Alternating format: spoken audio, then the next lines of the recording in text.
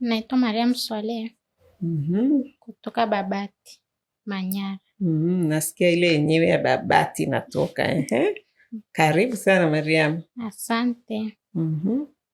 Nilikuwa nafanya kazi ya Arusha. Kazi gani? Ya ndani.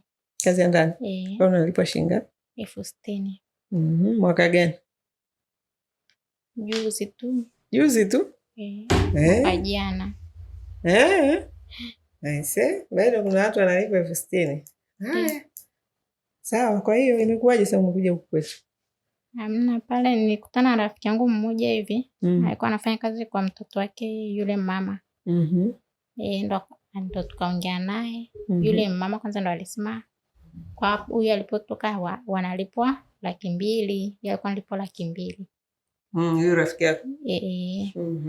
Alipokuja pale akasema kwa hiyo analipwa 200,000, wewe unalipwa 60,000. Akasema kama unataka utoke kuna kimaisha tuongee naye huyu hapa alafu uunganishwe naye Edina. Kwa hiyo alikuwa anafanya hivyo ni nani? Yule mama anakuunganishia ndani. Bosi wako? Bosi wangu. Bosi wako? Ulikaa naye muda gani? Nikakaa naye mara ya kwanza, nilikaa naye miezi 3. Nikarudi nikaenda nyumbani kwa ajili ya bibi. Nikaja nikarudi, akanipigia simu nikarudi. Kwa ndio huyo alikwambia uje kwetu? Yeye ndo tu aliniambia kwa kwamba huyu hapa analipwa mshahara mzuri lakini paka uende kwenye ofisi zao. Bosi wako? Bosi wako atakuwa mtu wa aina gani? Kaniambia labda yani ukitaka uende huko, ongea naye, ndo akaongea naye. Alikuwa amekuchoka? Hapana, tunaongea naye hadi leo. Hadi leo? Ongea naye tu vizuri. Kwamba alikuwa anakulipa 60,000 alafu akakuelekeza sehemu ambayo watu wanalipa vizuri zaidi. Bosi mwenyewe. Kuna watu watakatifu humu duniani. Wapo kumbe bado. Eti jamani, huoni kama hiyo kitu kama vile kuna namna haikai sawa au anatudanganya? Maana bosi amepata dada 60,000. Si hata taka aonane na dada yoyote anayelipwa hata 70,000. Maana anaweza akamkimbia. Tena yeye ndio akwambie huyu dada huyu analipwa vizuri, kwa hiyo kwenye kampuni yao ukienda huko utalipwa vizuri. Haya sawa. Ndo nikaongea naye, akaniambia, nikamwomba namba yake, wakanitumia, ndo nikaongea naye. Akaniambia unatakiwa uwapigie ili wakupe processing. Ilikuwa mwezi wa 9. Nikawapigia, mkanipa process zote. Mwezi wa 9 ile nilivyopiga hesabu ya ile nilikuwa nayo ikawa itatosha. Yaani pamoja na ya nauli. Nauli ya kuja hapa shilingi ngapi? 47,000. Kwa hiyo mshahara wako ulikuwa utoshi? Okay. Na kugawanya kutuma nyumbani ilikuwa itoshi. Unatuma hiyo 60,000 pia unatuma nyumbani? Nyumbani nani yupo? Mtoto. Una mtoto? Wa miaka mingapi? 5. 5. Wewe una miaka mingapi? 26. Okay. Wewe mzee ukiwa na miaka 21. Okay. Yuko kwenu au yuko kwa babake? Kwetu. Kwenu? Babake yuko? Yupo da. Yupo da. Kwa hiyo sasa huko umemfuata? Hapana, nimekuja kwa ajili ya kazi. Ndio, kwa ajili ya kazi.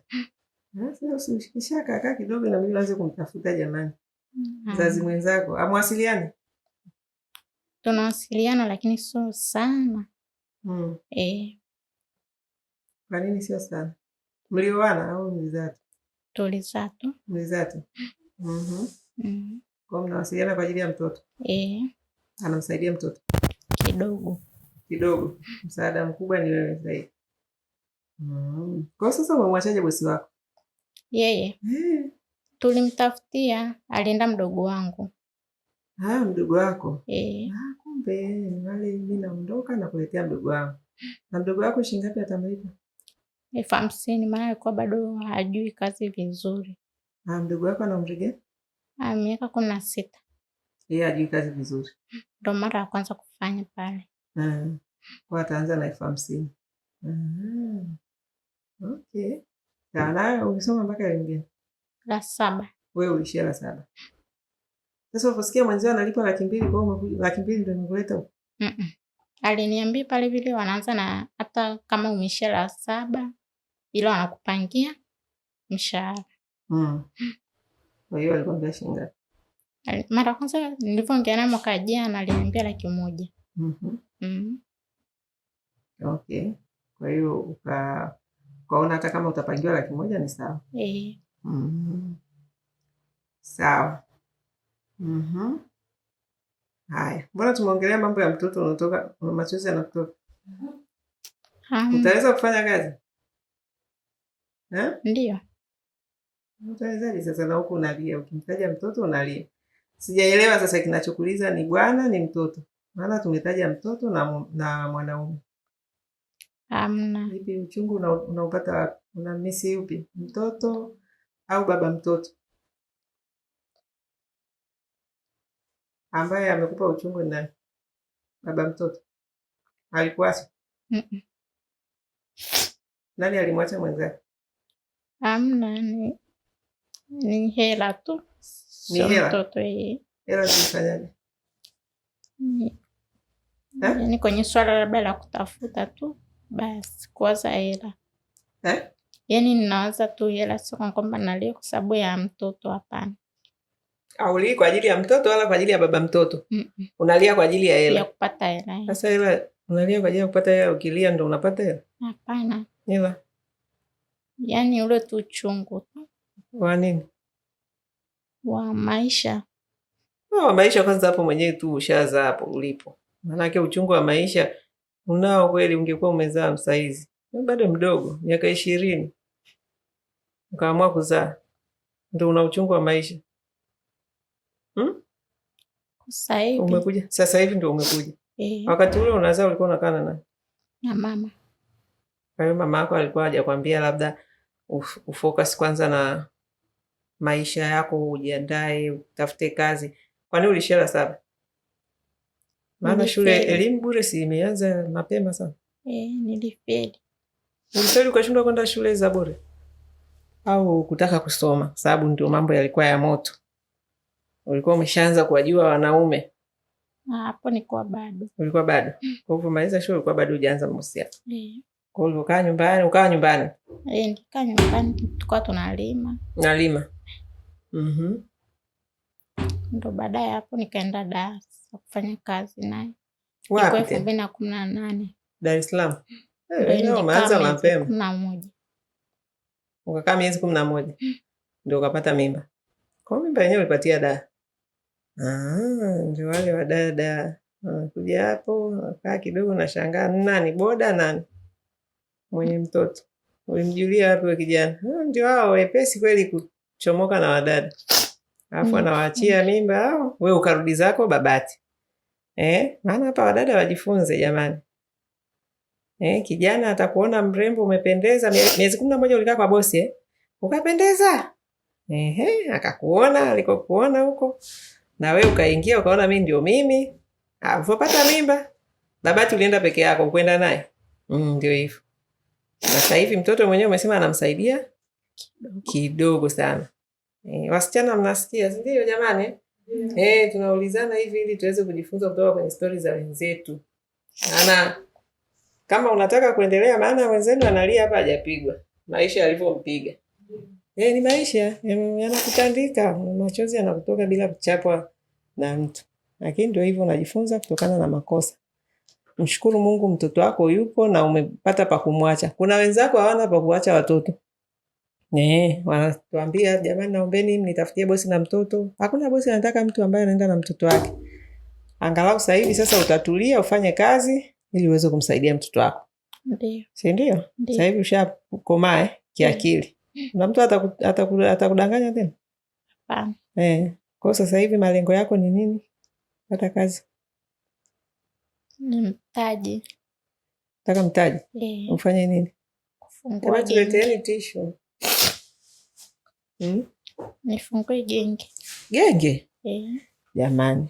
Genge, mtaji wa genge ni shilingi ngapi? Na kuuza samaki. Nataka kuuza na samaki? Unauzia wapi? Unataka kwenda kufanya biashara? Babati mjini. Babati mjini. Kwa hiyo unatafuta kama kiasi gani? Nipige sabuni kama 500,000. Unatafuta kama 500,000? Lakini huyo akaniambia kuna mtu ambaye yani nilikuwa nimemwomba ushauri. Akaniambia kwenye biashara unatakiwa kama ni 500,000 lakini uwe na zaidi ya hiyo. Kabisa. Kwa hiyo na sisi hapa kwenye mradi wetu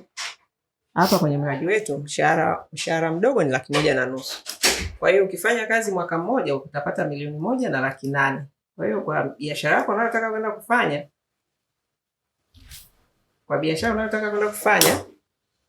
utapata hiyo hela. Sawa? Lakini ukibaki hapa kwenye 500,000 kwanza utafanya kazi miezi au utamaliza mwaka. Hapa kwetu tunafanya kazi mwaka. Ndio. Kwa hiyo usikimbilie utafuta 500,000 ukaacha mkataba wako njiani. Kwanza kuna hela nyingi sana utapoteza kwa sababu sisi tunakata dhamana. Maambiwa Ndio. Sisi dhamana tunakata kwa sababu tunataka watu ambao ni waaminifu watakaofanya kazi na sisi angalau mwaka mmoja. Kwa hiyo ukimaliza mwaka hautakatwa dhamana, pesa yako ile itarudishwa kwako na utakuwa umetengeneza hela nzuri tu. 1,108,000 hata kama nyumbani utakuwa unatumatuma hela, lakini mpaka unamaliza mkataba hautakosa 1,000,000 na, si ndio? Ndio. Kwa hiyo utaweza kwenda kufanya biashara yako, na kwa kweli kikubwa sasa hivi wekeza nguvu kwenye biashara. Sawa? Sawa. Usije tena ukadanganyika, mwanaume akwambia mimi nitakufungulia biashara, akufungulie kwanza.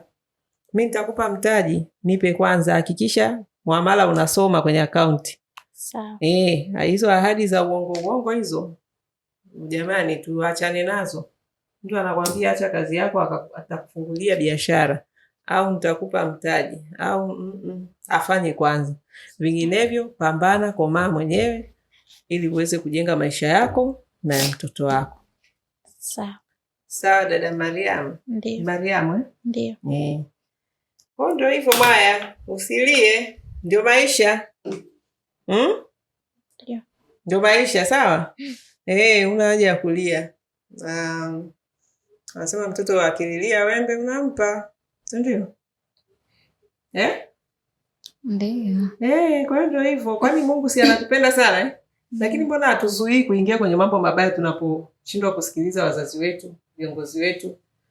Unajua kwani hatujui? Unafikiri miaka 20 alikuwa hajui kama kwenda kuzini? Si kuzini jamani. Hamna ndoa. Unapoenda kuzini si unajua unachoenda kukifanya. Tena unaenda kwa kujificha. Ndugu yako, baba yako hatajua la mama. Yaani hilo jambo linavyokuaga lina usiri mzito. Lakini kama ni kazi utatangazia ndugu zako.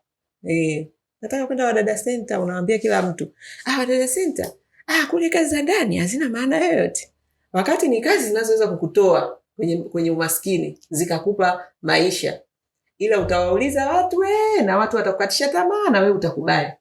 Lakini unapotaka kwenda jehanamu, umuulizi yoyote. Unapotaka kudumbukia shimoni, unapotaka kwenda kujiteketeza, umuulizi yoyote. Unaenda mwenyewe, yani bonge la siri. Sasa siku tena mimba haijifichi. Mtoto hajifichi. Maisha ndio hivyo, ugumu wa maisha ndio hivyo. Kwa hiyo ndio tunajifunza either through experience au unaweza kujifunza kwa wengine. Na content zetu ndio hivyo. Tuna target watu wajifunze kwa wengine ili usipotee na wewe. Unaona mwenzio kadumbukia shimoni na wewe unadumbukia mle. Wewe jitahidi uandae. Ni raha sana ukijiandaa.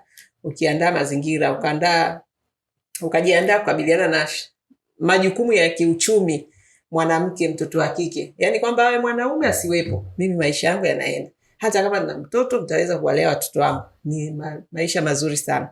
Ukijiandaa hivyo unaenjoy kabisa. Usiogope kuchelewa kuzaa. Mimi kwa ushauri wangu, ni ushauri ambao mimi binafsi ndio niliuzingatia. Mimi nimezaa na miaka 31. Shanunua na gari. Nisema sitaki kupanda na mtoto. Nimwambia Mungu, mimi mtoto wangu sipandi naye daladala. Nataka nizae mtoto naenda mwenyewe na drive naenda kliniki. Na kweli. Sasa hivi jamani, unaona na enjoy. Na stress sina. Hata sasa natarajia kuzaa, sina pressure. Sasa nienda katafute mtoto, unategemea baba mtoto ndio amhudumie. Tutakuja kutulilia kilio cha Mariamu hapa. Mariamu bwana, haya ndio maisha. Nasikia mdogo wangu najua sasa hivi huwezi kufanya kosa tena. Yaani sasa hizi hata hamna wa kukuyumbisha. Yaani wewe mwenyewe sasa hivi njia unaijua. Anasema ujinga ni wakati wa kufanyaje? Wa kwenda. Wa kurudi hakuna anayepotea njia. Kwa hiyo karibu sana Wadada Center. Jifunze taratibu zetu. Sisi tuna namna yetu. Ukiona mahela mengi, umeona umetoka 60,000 unakuja kulipwa 1,500,000. Umeona ile hivyo nyingi? Ni zaidi ya double. Ndio. Sasa kuna siri. Siri ni kusikiliza mafundisho tunayofundisha hapa. Sawa. Sahau kabisa shida zako, sijui sahau nataka mtaji. Hayo tunayokufundisha ndio mtaji unaotafuta. Hayo tunayokufundisha ndio pesa za kusaidia mtoto wako. Sawa? Kwa hiyo hayo sasa ndio uyasikilize kwa umakini na uyafanyie kazi. Usishie tu kusikiliza afu liingie huku litokee huku. Unasikiliza kwa makini, alafu unaenda kuyafanyia kazi. Utapata hela zako nzuri, utaenda kuishi maisha yako hayo machozi tena utakao yaone. Sawa? Haya jamani, ninawatakia kila la heri. Karibuni sana. Tutakutana kwenye session zingine kama nilivyowaambia. Hapa ni kama ule moto wa kuunguza dhahabu tunawatengeneza. Kwa hiyo msiogope, tunawatengeneza. Yaani ukijua lengo ni kukujenga, ni kukusafisha ung'ae ili uwe pesa, hautapata shida. Kwa hata ukiambiwa kuna hiki kusawa hiki, yani wewe jua tu kwamba lengo letu ni kutengeneza ili uweze kuwa pesa. Sawa? Haya, karibuni. Asante. Haya.